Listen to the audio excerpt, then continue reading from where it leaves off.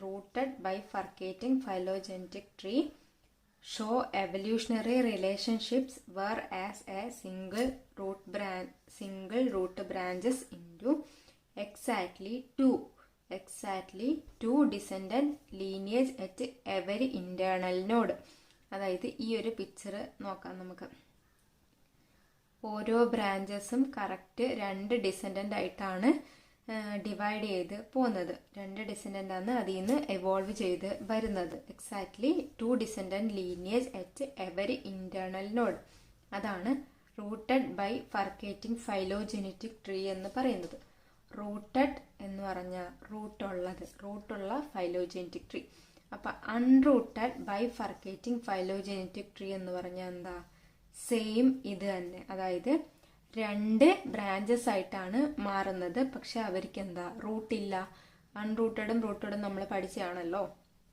അപ്പോൾ അൺറൂട്ടഡ് by ഫർക്കേറ്റിംഗ് phylogenetic tree എന്ന് പറഞ്ഞു കഴിഞ്ഞാൽ അൺറൂട്ടഡ് ആയിരിക്കും. പിന്നുള്ളത് നമ്മുടെ എന്താ? ബൈഫർക്കേറ്റിംഗ് ടു ബ്രാഞ്ചസ് ആയിരിക്കും.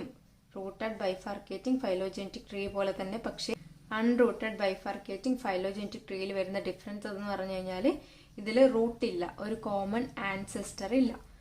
അടുത്തത് മൾട്ടിഫർക്കേറ്റിംഗ് റൂട്ടഡ് ട്രീയും മൾട്ടിഫർക്കേറ്റിംഗ് അൺറൂട്ടഡ് ട്രീയും. അപ്പോൾ ബൈഫർക്കേറ്റിംഗ് എന്ന് പറഞ്ഞാൽ 2 ബ്രാഞ്ചസ് ആണല്ലോ.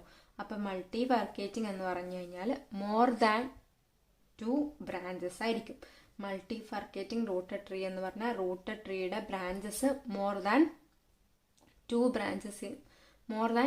ബ്രാഞ്ചസ് ആയിട്ടായിരിക്കും ഇവോൾവ് ചെയ്യുന്നത്.